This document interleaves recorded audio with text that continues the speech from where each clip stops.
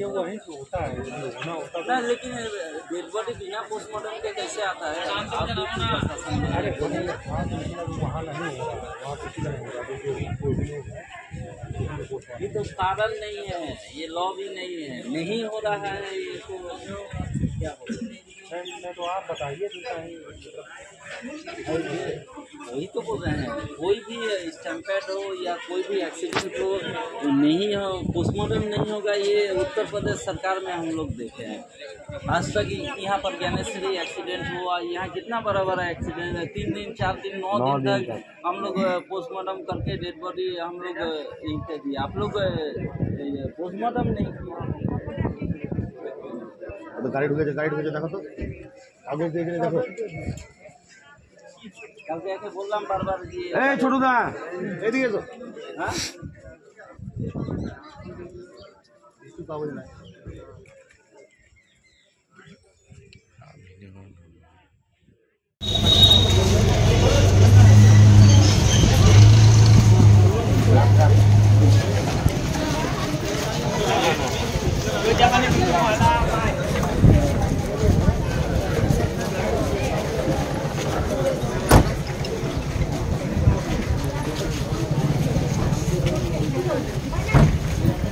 सामने पे सरो सामने पे सरो सामने पे सरो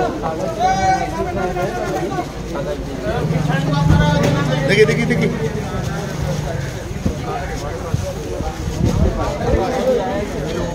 क्या कागज है, की कागज दिए तो भाई है कहाँ है आपका कोई कागज नहीं दिया गया? কাগজ দিয়েছে আমাকে দেয়নি, কোনো কাগজই দেয়নি। না, ওই গাড়িতে কি আছে? ওই গাড়িটা ঢুকেছে অনেক সময় আগে। ওই গাড়ি কোথায় বলতে পারছি না, ফোন করো না। কুম্ভ মেলার পূর্ণ স্নানে গিয়ে পদপৃষ্ঠ হয়ে মৃত্যু হয়েছিল রামপুরহাটের 11 নম্বর ওয়ার্ডের গায়ত্রী দের। আজ তার মরদেহ ফিরল রামপুরহাটে। কোনো রকম কোনো কাগজপত্র ছাড়াই, কোনো পোস্টমর্টেম ছাড়াই উত্তরপ্রদেশ সরকারের কাছ থেকে পশ্চিমবঙ্গের রামপুরহাটে নিথর মরদেহ ফিরে এলো রামপুরহাট মহকুমা হাসপাতালে। উত্তরপ্রদেশ সরকারের এই ব্যবস্থাপনায় হতবাক রামপুরহাট পৌরসভার চেয়ারম্যান সহ রামপুরহাটের বাসিন্দা। একজন মানুষ পুণ্য স্নানে কুম্ভ মেলায় গিয়েছিল, সেখানে তার মৃত্যু হলো, কিন্তু কিভাবে মৃত্যু হলো তার কোনো কাগজ বা কোনো পোস্টমর্টেম রিপোর্ট গাড়ির সঙ্গে বা গাড়ির ড্রাইভারের সঙ্গে বা মৃত ব্যক্তির আত্মীয়ের হাতে উত্তরপ্রদেশ সরকার তুলে দেয়নি। স্বভাবতই উত্তরপ্রদেশ সরকারের ব্যবস্থাপনা ও সহযোগিতার উপর প্রশ্ন উঠছেই। পূর্ণ তীর্থযাত্রী পুণ্য স্নানে গিয়ে কিভাবে তার মৃত্যু হলো এবং তার পোস্টমর্টেম রিপোর্ট কি, তার সমস্ত কাগজপত্র দেওয়া উচিত ছিল বলে মনে করছেন রামপুরহাটের পৌরসভার পৌরপিতা সৌমেন ভকত। উত্তরপ্রদেশ থেকে পাঠানো দায়িত্বপ্রাপ্ত পুলিশ অফিসার এবং গাড়ির চালক এবং পরিবারের আত্মীয় স্বজনকে কাগজপত্র সম্পর্কে জানতে চাইলে তারা জানান, দেখি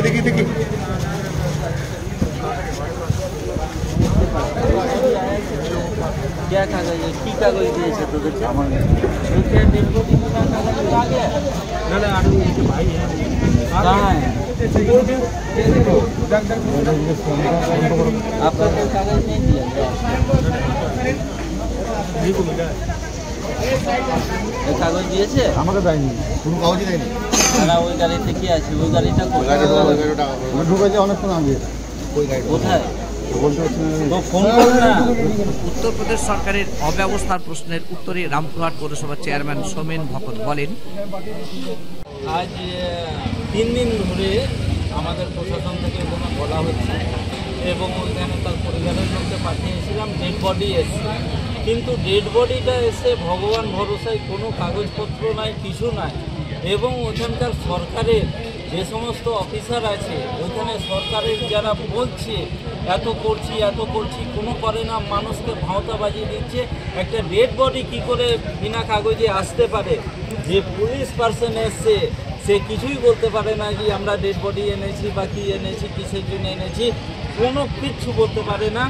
এবং যে কম্পেনসেশন ওখানকার গভর্নমেন্ট বলেছে দেব, কোন বেসিসে দেবে? তারা তো পোস্টমর্টম করেনি, তারা ডেথ সার্টিফিকেট দেয়নি এবং যারা গেছে তাদেরকে মোবাইল নিয়ে ভিতরে যেতে দেয়নি। তাহলে আজকে প্রশ্ন, সব থেকে বড় প্রশ্ন, যে এই রকম ঘটনা যে কুম্ভতে কত ঘটছে না ঘটছে আমাদের নলেজে নাই, যে ডেড বডির সঙ্গে কাগজ আসবে না, এবং ওখানকার যারা আছেন অফিসার, যারা ইনচার্জে আছেন, তাদের সঙ্গে বারবার ফোনে কথা বলার পর ওনারা সঠিক উত্তর দিতে পারছেন না। তাহলে মৃত্যু কিভাবে হয়েছে সেটাই স্পষ্ট না। মৃত্যু কিভাবে হয়েছে উনি তো কাগজ দেননি। এটা মৃত্যু কিভাবে কাল বাদ পরশু বলবেন যে উনি নিজেই নিয়ে চলে গেছেন, ওনার মা কুম্ভতে আসেইনি, কুম্ভতে স্ট্যাম্প প্যাড হয়েছে, মৃত্যু হয়েছে, সেটা তো কজ অফ ডেথ লেখা থাকবে। আর এইভাবে আমি ভারতবর্ষে আমি কোনো জায়গায় দেখিনি ব্রড ডেথ বা আনন্যাচুরাল ডেথ বা যাই হোক, সুসাইড হোক বা যেটাই হোক, যে পোস্টমর্টম না করে কোনো মেডিকেল কলেজ বা হসপিটাল থেকে ডেড বডি ছেড়ে দেওয়া হয় বিনা কাগজে। এটা কিন্তু আমাদের হাস্যকর ব্যাপার।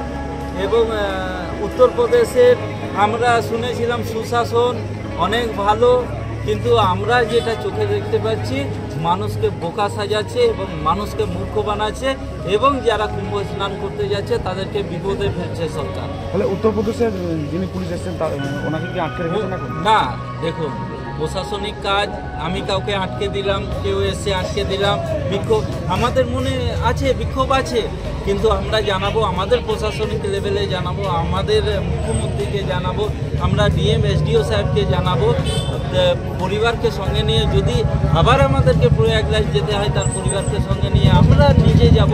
কিন্তু এ যেন যে মা হারিয়েছে সে এখনও বুঝতে পারছে না তার মা কী করে মারা গেল, কোথায় মারা গেল, এর কাছে তো একটা রহস্য হয়ে থাকছে। আমরা চাই যে এটা প্রশাসনিকভাবে হস্তক্ষেপ হচ্ছে এবং আগামী দিনে এ যেন প্রশাসনিকভাবে যে সহযোগিতা আমাদের পশ্চিমবঙ্গ সরকারের থেকে পেয়েছে, উত্তরপ্রদেশ সরকার যেন একে প্রশাসনিক সহযোগিতা করে এবং তার যে কম্পেনসেশন এবং তার মায়ের মৃত্যুর যে কারণ, সেই কারণটা উত্তরপ্রদেশ সরকার বলে দেবে।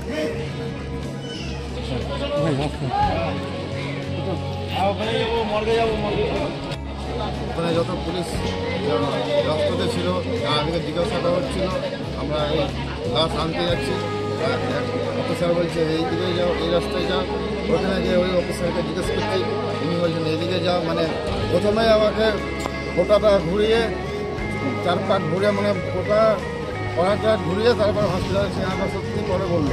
কোনো পেপারস দিয়েছে সঠিক কীভাবে মারা গেছে? আপনি কি মনে করছেন যে আপনার মা কুম্ভকৃষ্ট যে কুম্ভমেলায় গিয়ে পদকৃষ্ট মারা গেছে তার কোনো কাগজ আপনাকে দিয়েছে? না, কোনো কাগজ নেই। তাহলে আপনার মায়ের মৃত্যু কীভাবে হয়েছে সেটা জানতে পারছেন না? তাহলে কী করবেন এখন? আপনি করবো, আমাদের মাননীয় চেয়ারম্যান সাহেব দুদিন থেকেই আমাদের সঙ্গে ফোনে ছিল, এখনও আছে, আমাকে বলেছেন আমি আছি। আপনার মায়ের মৃত্যু কিভাবে হয়েছে? তো আমি তো দেখে এলাম নিজের চোখে, তা আমার মাকে দেখে মনে হয় পদপিষ্ট হয়ে মেলাতেই মারা গেছে। কিন্তু মৃত্যুর পর কোনো রকম পেপারস দেয়নি? তাহলে শিরকুট ছাড়া কি না আপনার? আমার নাম প্রতাপ।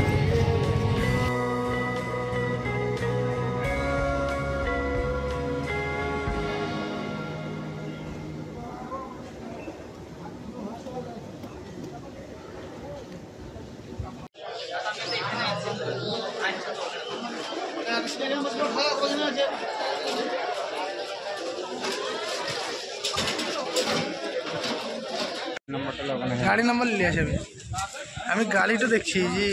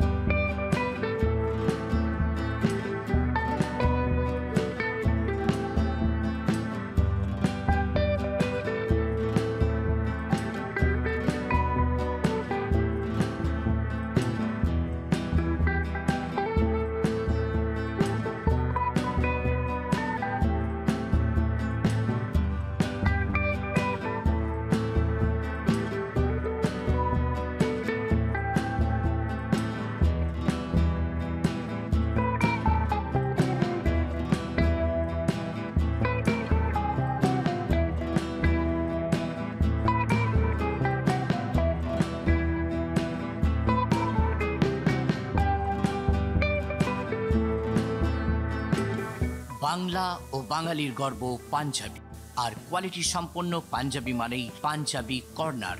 পাঞ্জাবি কর্নার, বাংলা ও বাঙালির গর্ব পাঞ্জাবি, আর কোয়ালিটি সম্পন্ন পাঞ্জাবি মানেই পাঞ্জাবি কর্নার। পাঞ্জাবি কর্নার, রামপুরহাট, হাটতলা মোড়, বামাখাপা রোড, রামপুরহাট, বীরভূম।